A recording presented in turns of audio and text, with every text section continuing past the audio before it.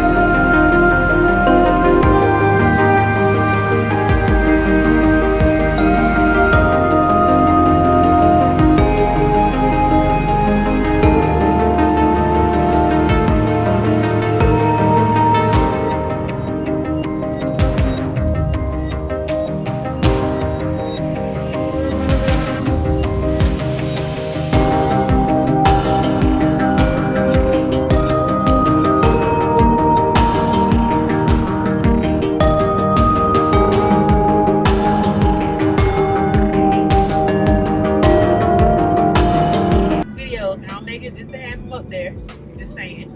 So yes, that video should, I don't know why you driving like this, something like that. The video for that should be up. Y'all go watch. It's really informative, guys. I feel like a lot of my videos, that's what I base it on, just to help you guys out, be informative, let you guys know what's real. You know, a lot of people, I didn't have that when I was in school. I didn't have people telling me, oh yeah, you should do this certain way. They didn't tell me the grit and the grime, the ugly parts of hygiene school. And that's like another thing I want to talk about. It's just the ugly part of hygiene. It's, you know, it's cute when they show you, oh, get ready with me, which I will be doing.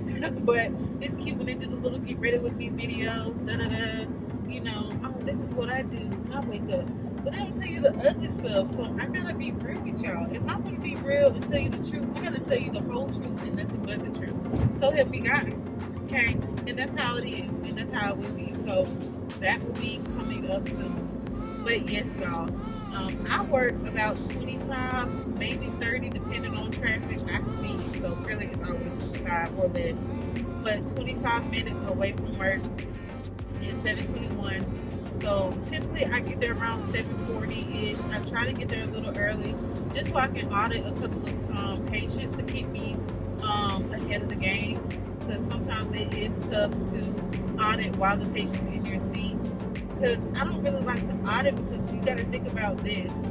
When you see your patient 6 months, 3 months, 4 months, or whatever goes by, you don't know what their hygiene is truly like. They might say they floss. Okay, what we do? Flossing doesn't mean you're doing it right. They might be using those horrible floss picks. Floss picks are absolutely horrible. I do not like floss picks unless, and it's a slim chance that you have it, unless you have the floss picks that will allow you to bend around the surface of the clinical tubes. If you can't do that, then I'm probably going to start seeing more calculus on the sides of your teeth. And that's just that. So I'd rather you not. But anyway, so when you're seeing your patient, what you're supposed to be doing is you're supposed to lean them back, check them, say, see if I see any changes, see if I see any, I don't know, decalcification, bleeding, plaque buildup. Is the plaque below the gum? Is the calculus below the gum? Like different things of that can change or alternate their treatment plan. If it does affect, if it is below the gum line and they're going for a period maintenance, you might have to make them a 1 and 3 SRP again, because they need that deeper cleaning. You're not doing what you're supposed to do, and you know this. And I'm telling you, hey, it's more of a trustworthy thing, because if I'm just starting to clean you and I realize, okay, well, we're just going to change this because your treatment has changed. No, they're going to be like, well, I don't understand. You didn't tell me that beforehand. It looks like you're trying to steal money. That's not a good look. So it's best that you look at them, say, see what I see. Hey, talk to the patient, give them a patient mirror so they can see as you're looking, like, hey, this is what I'm looking at. You see this right here? You see how this calculus is below the gum line? This subgingival? That means that you have not been cleaning at the right angle with your toothbrush. You have been flossing, C-shape.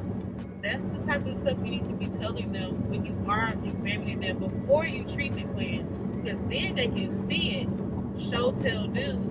They can see it and they're more understanding. They don't just question, oh, I guess that's right. You can know for yourself. This is exactly what we're talking about when we say you need to brush twice a day. You need to brush at a 45-degree angle. So that's super important. So things like that, I'll be adding to my videos.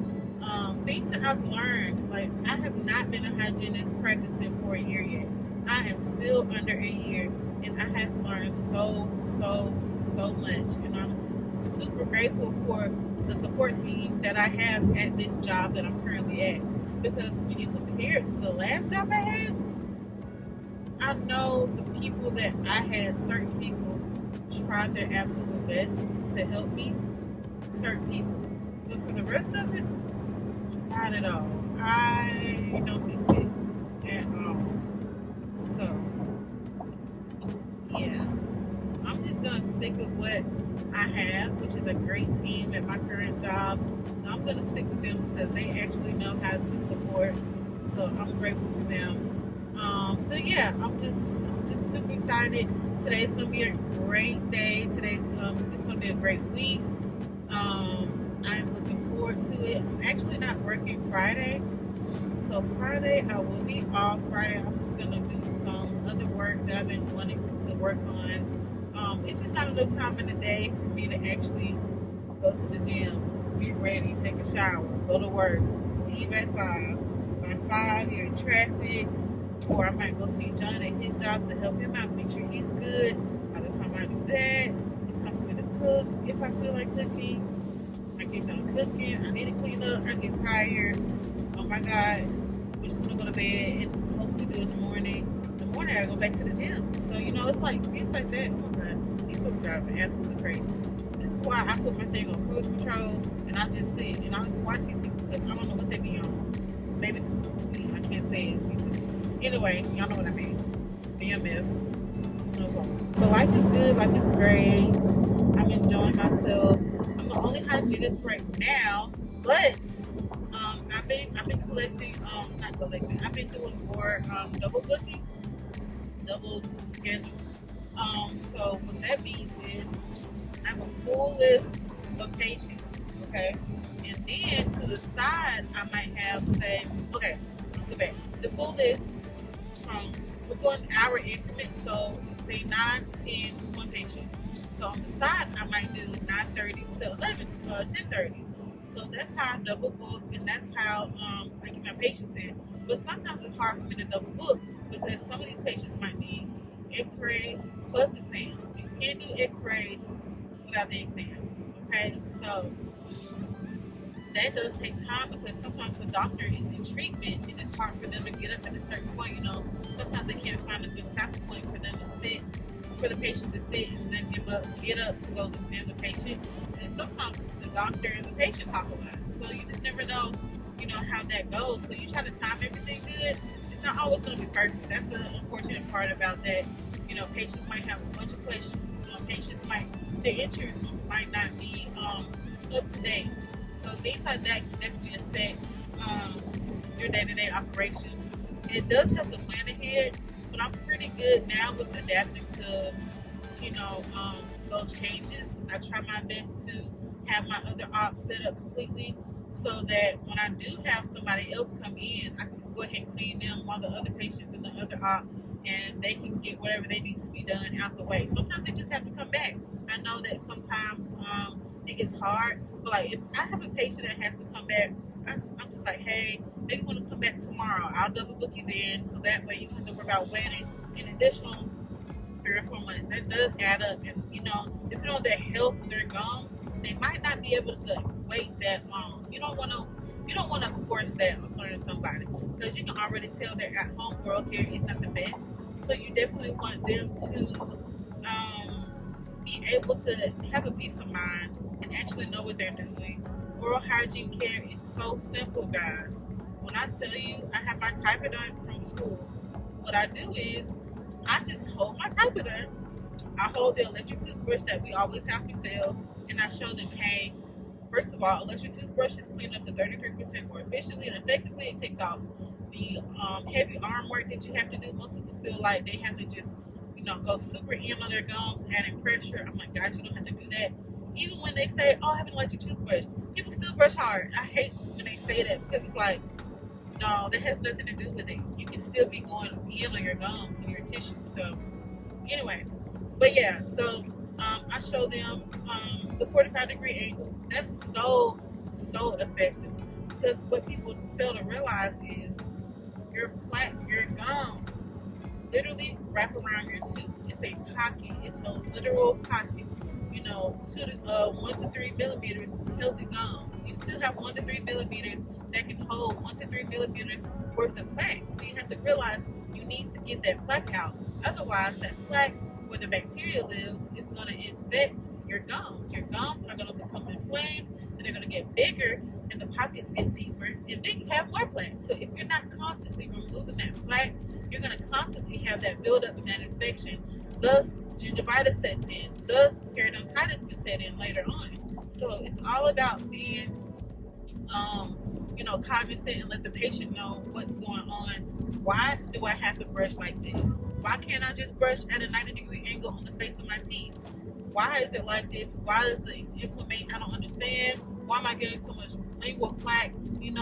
I always get that. Well, maybe it's because you're not brushing it, first of all, 1.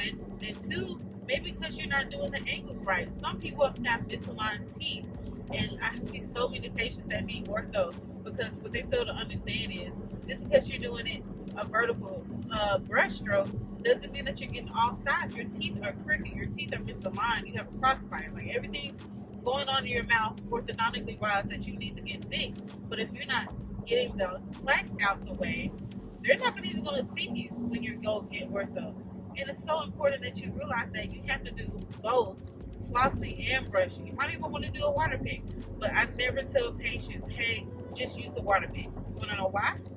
Why, Jessica? Because you have contacts. And with those contacts, the water is not going to go through where your teeth touch. It's not that strong, and you never want something that strong. Otherwise, you won't have a mouth. Let that set in. So, I might say, hey, use the water pick every other day. Just so the patient can still be in a good routine with their flossing. Don't just use the water pick. It's not going to remove those parts where your teeth touch. It's just not going to happen. Physically impossible, okay? So, use what you can. Do the best you can. I'm not going to make you feel bad because, you were born with this small bird mouth. Like, I'm not going to do that. But you need to work with your bird mouth. Maybe find some different instruments. The floss picks that curve around the surface of your tooth. That's fantastic. I'd rather you have that than nothing. Interdental brushes. That's fantastic. Make sure you get the right size so you're not damaging your sulcus. Super floss. Fantastic. Just make sure you're using it correctly and you're getting underneath your crowns because your crowns hold a whole lot of plaque, and people fail to realize that. I clean out bridges all the time, and I find multitude of food, all kind of bacteria, all kind of meals underneath their crown because they fail to realize that you still have to brush your crowns, even though your crowns are covering your teeth. Like, it's so vital, and patient education is so important, and I just hope you guys know that. Please educate, because one thing that makes me feel a ways is when I have a patient, like a new patient, come in and they're like, this is my second or third time getting a deep cleaning, like an SRP. I'm just like, wait a minute, like, let's not continue the road that we're going down. Let's stop this. And it hurts me because I just want to treat people right, and I want to treat people like as if they were my family.